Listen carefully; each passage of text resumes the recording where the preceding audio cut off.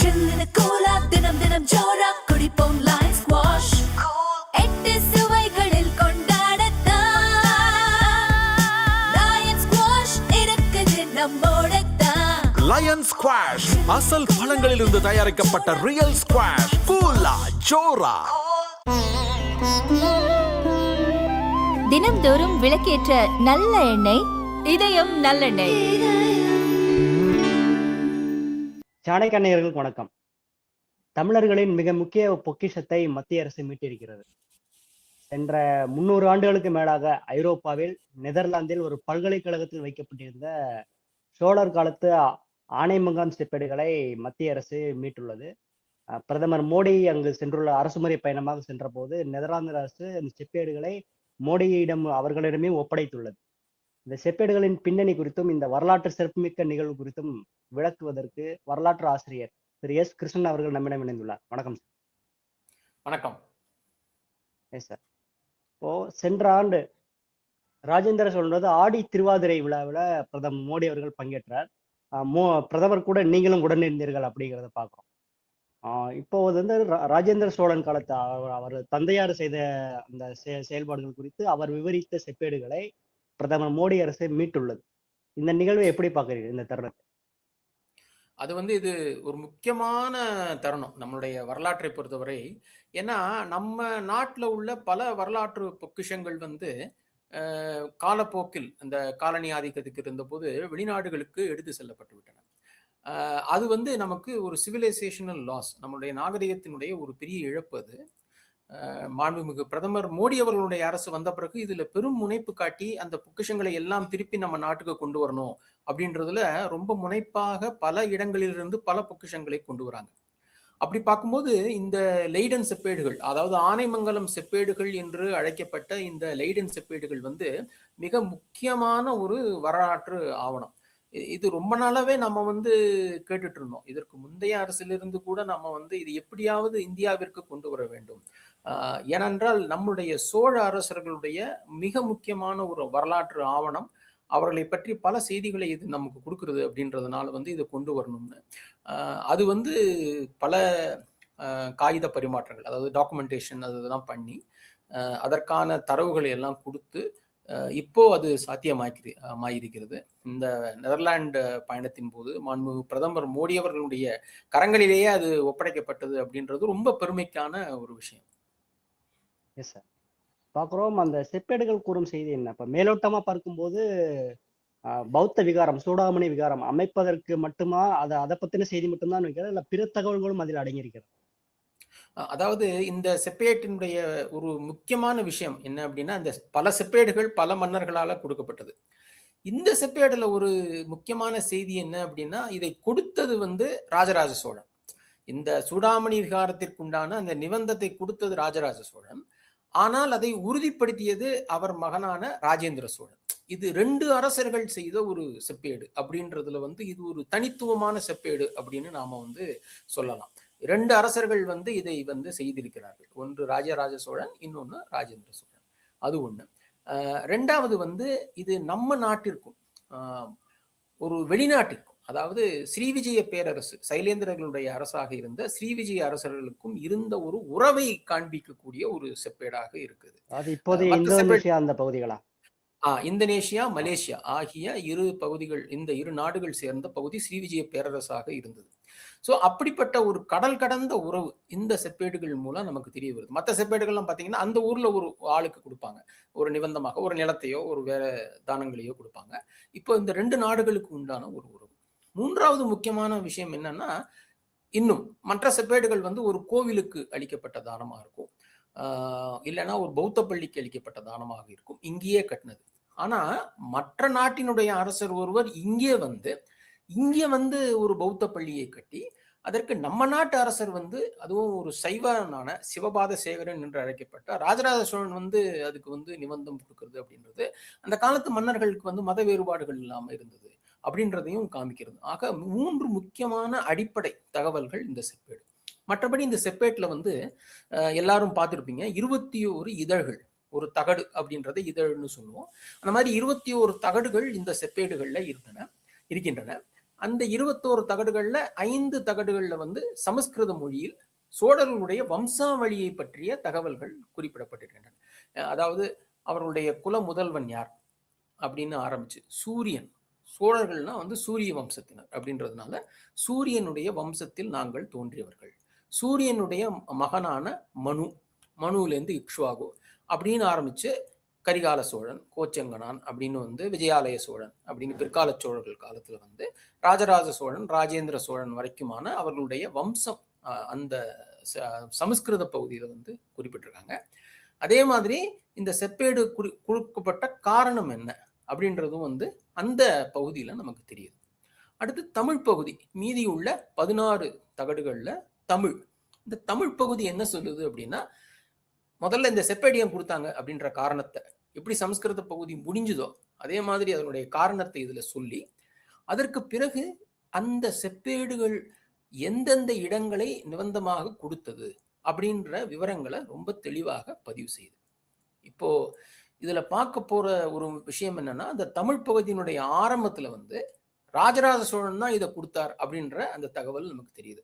அதாவது அவர் வந்து தஞ்சாவூர் புறம்படி, அதாவது தஞ்சாவூர் புறநகரில் உள்ள அவருடைய அரண்மனையில் அவர் இருந்தபோது இந்த ஸ்ரீவிஜயத்தினுடைய அரசன் கடாகம், அதாவது இப்போ கேடா அப்படின்ற இடம் மலேசியாவில் இருக்கு, அந்த கடாகத்தினுடைய அரசனான சூளாமணிவர்மன் உடைய கோரிக்கையை ஏற்று ஒரு புத்த பள்ளி நாகப்பட்டினத்தில் கட்டுறதுக்கான நிலத்தை கொடுத்துட்டு, அதுக்கப்புறம் வந்து அதுக்கு பக்கத்துல ஆனைமங்கலம் அப்படின்ற ஒரு கிராமம், அதனாலதான் இதுக்கு வந்து ஆனைமங்கல செப்பேடுகள்னு சொல்றோம். அந்த ஆனைமங்கலம் அப்படின்ற கிராமம், அதை சுற்றியுள்ள இன்னொரு 26 கிராமம், இது ஆனைமங்கலம் சொன்னாலும் அந்த இடம் மட்டும் இல்லாம இன்னொரு 26 கிராமங்கள், அந்த கிராமத்திலிருந்து அரசுக்கு கிடைக்கக்கூடிய வருவாய். இப்போ வருவாய் அப்படின்னா நிலவரி, அதுல இருந்து வரக்கூடிய இந்த நெல் விளைவித்து அதை விற்று அதை அதுக்கு வரி கட்டுறோம் இல்லையா, அந்த வரி, மற்றபடி இன்னொரு 23 வகை வரிகள், தொழில் வரிகள்லாம் இருக்கு அந்த காலத்துல அந்த கிராமங்களுக்கு வசூலிப்பாங்க. இந்த எல்லா வரியையும் வந்து இந்த சூடாமணி விவகாரத்தினுடைய மெயின்டெனன்ஸுக்காக அதுக்கு கட்டணும் அப்படின்னு சொல்லி அந்த ஆணையை வந்து ராஜராஜ சோழன் தெரிவிக்கிறார் அப்படின்னு தான் அந்த தமிழ் பகுதி தொடங்குது. இது பின்னால வந்து ராஜராஜ சோழன் இறந்து அதே மாதிரி சூளாமணிவர்மனும் இறந்துடுறாரு. அதற்கு பிறகு அவருடைய சூளாமணிவர்மனுடைய மகனான ஸ்ரீமார விஜயோத்துங்கவர்மன் அப்படின்றவர் அவர் அப்பாவுடைய அந்த பணியை வந்து கண்டினியூ பண்றாரு. அந்த சூடாமணி விவகாரத்தை கட்டி முடிக்கிறாரு.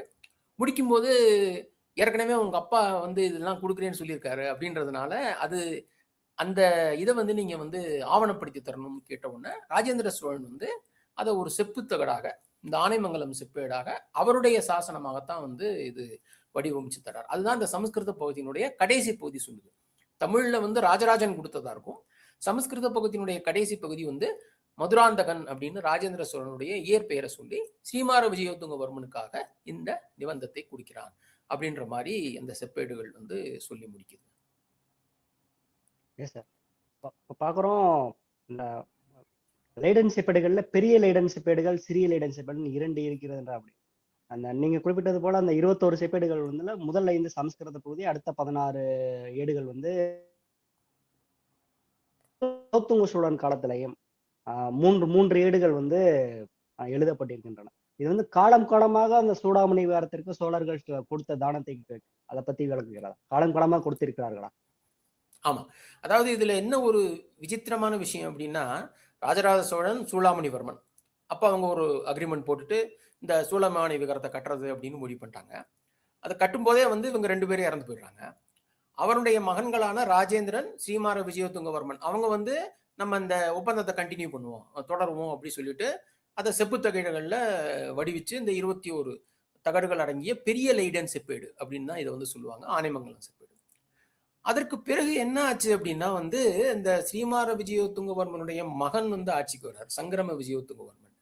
அவர் காலத்துலதான் இவங்க 2 பேருக்கும் நடுவில் தகராறு வருது. சோழர்களுக்கும் ஸ்ரீ விஜயத்துக்கும் நடுவே அந்த வர்த்தக போட்டி வந்து ராஜேந்திர சோழர் வந்து 1025 போய் படையெடுத்து ஸ்ரீ விஜய அரசை தோற்கடித்து 13 இடங்கள்ல அங்க வந்து தன்னுடைய ஆதிக்கத்தை நிறுவுறாரு. அதற்கு பிறகு வந்து ராஜேந்திர சோழனுடைய மகனான வீரராஜேந்திரன் காலத்துல திருப்பி ஒரு படையெடுப்பு கடாரத்தை நோக்கி நடக்கிறது. அங்கேயும் வந்து திருப்பியும் சோழர்களுக்கே வெற்றி கிடைக்கிறது, அவர்களுடைய ஆதிக்கத்தை அங்க நிலைநாட்டுறாங்க. முதல் குலோத்துங்க சோழன் வரும்போது அப்ப கிட்டத்தட்ட வந்து சோழர்கள் ஸ்ரீ விஜயமும் திருப்பி பழைய மாதிரி இணக்கமாயிடுறாங்க. ஏன்னா 2 தடவை வந்து தோற்கடித்ததுனால சமாதானமா போய் 2 பேருக்கும் நடுவில் நல்ல உறவு வந்துருது முதல் குலோத்துங்கன் சோழன் காலத்துல. அப்போ வந்து அங்கிருந்து 2 கடாரத்தரசனுடைய 2 தூதர்கள் வந்து இன்னும் 2 விகாரங்களை, ராஜராஜ பெரும்பள்ளி அப்படின்ற ஒரு புத்தர் கோயிலையும் இன்னொரு புத்தர் கோயிலையும் அங்க கட்டுறதாக சொல்லி அதற்கான நிபந்தங்களை நீங்க தரணும், அதோட இந்த நாகப்பட்டினம் சூடமணி விகாரத்தினுடைய அந்த நிபந்தத்தையும் நீங்க வந்து உறுதிப்படுத்தணும்னு சொல்றதுனால அந்த சிரியலைடன் செப்பேடு என்று சொல்லக்கூடிய 3 தகடுகள் உள்ள இன்னொரு செப்பேடை குலோத்துங்க சோழன் கொடுக்குறாரு. அப்ப இவ்வளவு வருஷமாக நீங்க சொன்னது மாதிரி அவர்களுடைய அந்த அந்த ஏற்கனவே விடப்பட்ட அந்த நிபந்தங்களை வந்து தொடர்ந்து செய்து கொண்டு வருகிறார்கள். அரசர்கள் மாறலாம், இப்படி குலோத்துங்கன் நீங்க பாத்தீங்கன்னா அவர் வந்து ராஜேந்திரனுடைய மகள் வயிற்று பேரர் தான். இருந்தாலும் அவர் வந்து தன்னுடைய பாட்டன் கொடுத்த அந்த நிபந்தத்தை தொடர்ந்து செய்து கொண்டு வருகிறார் அப்படின்றதுக்கு ஒரு ஆதாரமாக இது இருக்குது.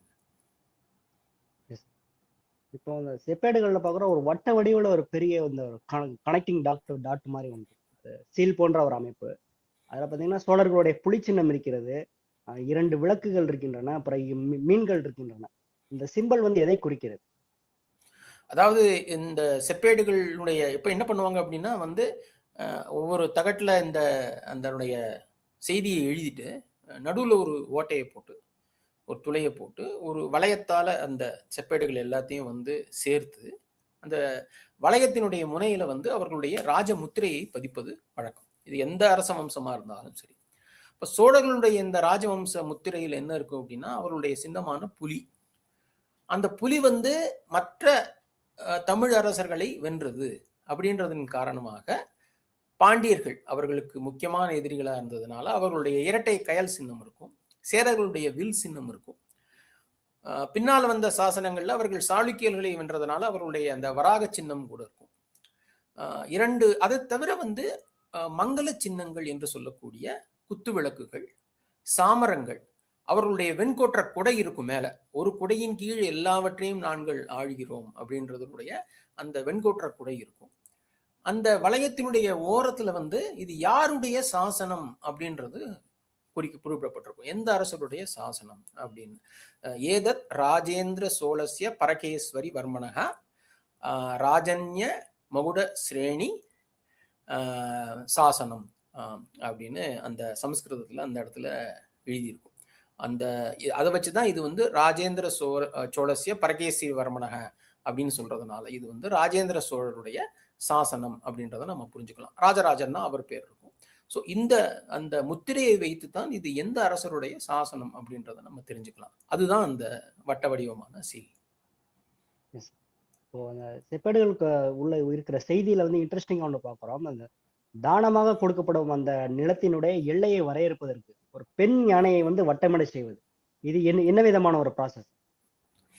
அது வந்து நீங்க பாத்தீங்கன்னா அந்த செப்பேடுகளுடைய அந்த நிபந்தங்கள் அளிக்கிறதே ஒரு நீண்ட நெடிய ஒரு ப்ராசஸ் தான்.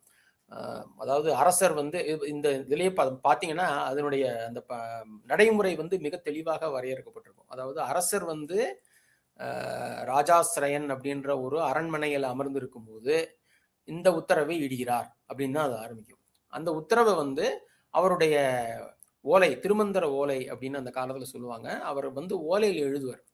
எழுதிட்டு திருமந்திர ஓலை நாயகம் அப்படின்ற அந்த சீஃப் ஆஃப் அந்த டாக்குமெண்டேஷன், அவங்க வந்து ரொம்ப முக்கியமான பதவி அந்த காலத்து அரசர்கள்ல. இதுல பாத்தீங்கன்னா கிருஷ்ணன் ராமன் அப்படின்றவர், அப்புறம் வந்து ஈராயிரம் பல்லவராயன் அப்படின்றவர், அப்புறம் மதுராந்தகன் மூவேந்து வேளன் அப்படின்றவர், இந்த 3 பேருமே வந்து ராஜராஜன் காலத்திலிருந்தே மிக முக்கியமான அதிகாரிகளாக இருந்தவங்க, டாப் அபிஷியல்ஸ். இப்ப சொல்றோம் இல்லையா நம்ம செக்ரட்டரியில வந்து டாப் ஆப் இருக்காங்க அப்படின்னு, அந்த மாதிரி இருக்கக்கூடிய 3 முக்கியமான அதிகாரிகள் வந்து இதுல வந்து அவருடைய கையொப்பம் விட்டுருக்காங்க. அதுல இருந்து இதனுடைய முக்கியத்துவம் தெரிஞ்சு கொள்ளலாம். ஸோ அவர்கள் கையொப்பம் விட்ட பிறகு உடன்கூட்டம் அப்படின்னு சொல்லக்கூடிய அந்த செக்ரட்டரிஸ், செயலாளர்கள், கருமம் ஆராயன் அப்படின்னு அந்த காலத்துல அவர்களுக்கு பதவி. அது ஒரு 5-6 பேர் இருந்து அதை வந்து செக் பண்ணுவாங்க, வெரிஃபை பண்ணிட்டு இதெல்லாம் சரியாக இருக்கிறதா அப்படின்னு பார்த்துட்டு புறவு வரி அப்படின்ற ஒரு நிறுவனம் மீன்ஸ் ஒரு துறைக்கு கொடுப்பாங்க. அது வந்து இந்த காலத்து ரெவென்யூ டிபார்ட்மெண்ட். இன்னைக்கு இலங்கையில வந்து ரெவென்யூ டிபார்ட்மெண்ட் பேர் புறவு வரி திணைக்களம் தான், அதே பேரை இன்னும் வச்சிருக்காங்க அவங்க. அந்த புறவு வரி அப்படின்ற ஒரு துறைக்கு கொடுப்பாங்க. அவர்கள் தான் வந்து இதை வந்து அந்தந்த புத்தகத்துல பதிவு செய்வாங்க. இந்தந்த நிலங்கள் வந்து இறையிலியாக கொடுக்கப்பட்டது, அதாவது வரி இல்லாம அந்த பள்ளிக்கு கொடுக்கப்பட்டது.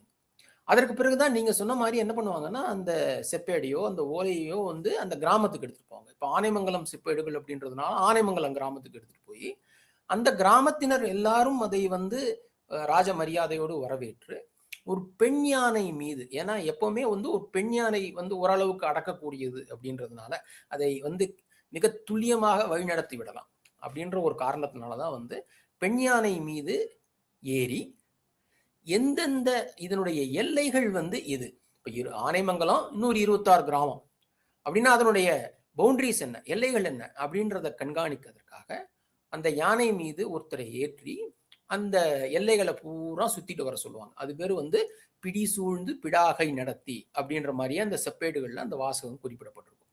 அப்போ அது போகும்போது அந்த இந்த எல்லையை பூரா எழுதிக்குவாங்க. இந்த ஏரிக்கு கரை, இந்த குளத்தினுடைய கரை, இந்த நன்சை காடு, புன்சை காடு, இந்த நிலம், இந்த கால்வாய் இப்படின்னு சொல்லி அந்தந்த ஏரியை எழுதிட்டு அந்த ஏரியை இப்போ வந்து என்ன பண்றோம், ஒரு கள்ள நட்டு ஒரு கம்பி வேலியை போடுறோம், இல்லைன்னா ஒரு காம்பவுண்ட் சோரை எழுப்பிடுறோம் நம்ம சொந்தமான நிலம் அப்படின்னு காமிக்கிறதுக்காக.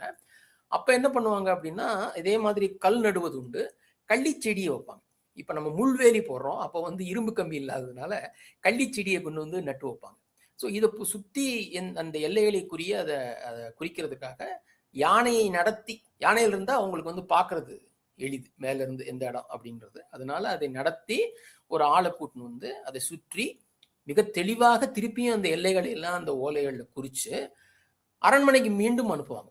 யார் இதை சரி பார்த்தார்களோ அவர்கள் எல்லாருமே இதை மீண்டும் ஒரு சரி பார்த்து விட்டு திருப்பியும் கையெழுத்திட்டு இது வந்து செப்பேட்ல வடிக்கலாம் அப்படின்னு சொல்லுவாங்க. இப்படிப்பட்ட மிக தெளிவான வரையறை உள்ள ஒரு நடைமுறை ப்ராசஸ் அந்த காலத்துல வந்து சோழர்கள் வச்சிருந்தாங்க. அதனால எந்த குழப்பமும் வராது. அதே போல எந்தெந்த இடங்கள் எல்லாம் வரிகளுக்கு உட்பட்டவை, இந்த இடத்துல என்னென்ன செய்யக்கூடாது. இப்போ ஒரு கால்வாய் இருக்கலாம், அது இந்த நிலத்துல இருந்து இன்னொரு நிலத்துக்கு போகலாம். அது குறுக்க ஒருத்தர் வந்து வரப்பை போட்டு நிப்பாட்டிட்டாருன்னா தண்ணி போகாது. ஸோ அந்த குறிப்புகள்லாம் இருக்கும் இதுல வந்து என்னென்ன பண்ணக்கூடாது. அதே மாதிரி வந்து அது பள்ளிச்சந்தமாக கொடுக்கப்பட்டது அப்படின்றதுனால அங்க பனைமரத்துல ஏறி கல் எடுக்கக்கூடாது, அதையும் குறிப்பிட்டிருப்பாங்க. கல் இருக்கக்கூடாது, அது தடை செய்யப்பட்டது அப்படின்னு. இந்த மாதிரியான விதிமுறைகள் எல்லாமே வந்து இந்த செப்பேடுகள்ல குறிப்பிடப்பட்டிருக்கும். இந்த சூடாமணி விகாரம் இப்போதும் அதனுடைய அந்த மீதம் இருக்கும் பகுதியில் இருக்கிறதா, இல்ல முழுவதும் சிதைந்து விட்டதா, அதனுடைய வரலாறு? இப்ப அதனுடைய கொஞ்சம் கொஞ்சம் சுவர்கள் இருக்கு. அங்க வந்து பின்னால வந்து சில கட்டடங்கள் வந்து அது மேலேயே கட்டப்பட்டிருக்கின்றன. அதனால வந்து அதனுடைய சுவர்கள் மட்டும்தான் இருக்கு. இது நீங்க பாத்தீங்கன்னா அந்த 14ஆம் நூற்றாண்டுல சோழர்களுடைய அரசவம்சம் முடிவடைந்து அதற்கு பிறகு சுல்தான்களுடைய படையெடுப்பு வந்த பிறகு கோவில்கள் இந்த மாதிரி நிபந்தங்கள் கொடுக்கப்பட்ட எல்லா இடங்களிலுமே வந்து பராமரிப்பு இல்லாம போய்விட்டன. அது வந்து அந்த நிலமெல்லாம் வந்து எல்லாரும் ஆக்கிரமிப்பு பண்ணிட்டு அதனால வந்து அதற்கு நடத்தக்கூடிய பண வரவு இல்லாம போச்சு. பின்னால வந்து விஜயநகர அரசுகள் பல கோவில்களை சீர்திருத்தினாலும் இந்த மாதிரி விகாரங்கள் பௌத்தர்களுடைய அந்த பராமரிப்பு அந்த மெயின்டெனன்ஸ் இல்லாம வந்து அது கொஞ்சம் கொஞ்சமாக சீரழிந்து போய்விட்டது. அந்த கட்டணமே வந்து ரொம்ப உருக்குலைந்து போய் பின்னால வந்து இயேசு சபையினர் வந்து அதை இடிக்கணும்னு ஆங்கில அரசுக்கு உத்தரவு போட்டு அதற்கு பல கடித பரிமாற்றங்கள் நடந்து ஒரு இடத்துல இடிச்சிட்டாங்க. ஒரு சில சுவர்கள் தான் மீதி இருந்தது. அதுல இப்ப கட்டணம்லாம் அங்க ஏதோ ஒரு அரசு கட்டடம் இருப்பதாக தெரிகிறது. மற்றபடி அந்த சூடாமணி விகாரத்தினுடைய மிகச்சிறிய பகுதிகள் தான் இப்போ இருக்கு.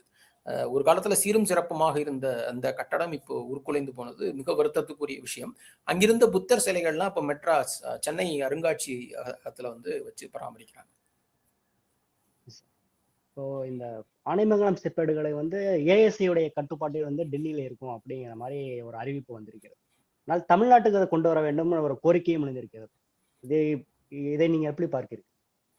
அதாவது இப்போ ரொம்ப மிக கடினமான ஒரு பல முயற்சிகளுக்கு பிறகு ஒரு வழியா எடுத்துட்டு வந்திருக்கிறோம். இப்போ வந்து இதை எந்த இடத்தில் வைத்தால் இது வந்து சரியாக பராமரிக்கப்படும் அப்படின்றத பார்க்கணும்.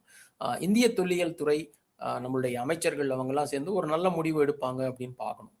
இது எந்த இடத்துல இருந்தாலும் இது மீண்டும் இந்த மாதிரி யாராவது எடுத்துட்டு போகாம பாதுகாப்பாக, ஏன்னா இந்த மாதிரி ஒரு ஆவணம் வந்து கிடைக்கிறது ரொம்ப ரொம்ப அரிது. சொல்லப்போனா இந்த ஆவணம் தான் வந்து முதலில் சோழர்களுடைய அந்த வம்சாவளியை சொல்லக்கூடிய ஆவணமாக நமக்கு கிடைச்சது. இதற்கு முந்தைய கால செப்பேடுகள் இருந்திருக்கின்றன, ஆனா அது நமக்கு கிடைச்சதுலாம் ரொம்ப பின்னால. இது வந்து 1886 வந்து பண்டித நடேச சாஸ்திரியால் இது வந்து பதிவு செய்யப்பட்டது. ஸோ இதை அடிப்படையாக வைத்து தான் வந்து சோழர்களுக்கு இவ்வளோ அரசர்கள் இருக்காங்களா அப்படின்லாம் நமக்கு வந்து தெரிய வந்தது. அதுக்கப்புறம் திருவாலங்காடு செப்பேடு, மெட்ராஸ் மியூசியம் செப்பேடு, அந்த மாதிரி எத்தனையோ செப்பேடுகள் இருந்தாலும் முதலில் கிடைத்தது அப்படின்றதுனால வந்து இது ரொம்ப முக்கியத்துவம் வாய்ந்தது. அதனால அதனுடைய பாதுகாப்பு ரொம்ப ரொம்ப முக்கியம். அது எந்த இடத்துல சரியாக பாதுகாக்கப்படுமோ அந்த இடத்துல அதை வைக்கிறது வந்து உச்சிதமாக இருக்கும். சார், உங்களுடைய கருத்துக்களை ஷேர் பண்ணதுக்கு மிக்க நன்றி. ரொம்ப நன்றி. இந்த ஒரு வாய்ப்பை எனக்கு அளித்ததற்கு, இந்த மாதிரி ஒரு வரலாற்று சிறப்பு மிக்க தருணத்தை பகிர்ந்து கொள்ள ஒரு சந்தர்ப்பம் கிடைச்சதுக்கு ரொம்ப நன்றி. நன்றி சார். நேர்களை மீண்டும் அடுத்த நிகழ்ச்சியில் சந்திப்போம். அதுவரை இணைந்திருங்கள். நன்றி.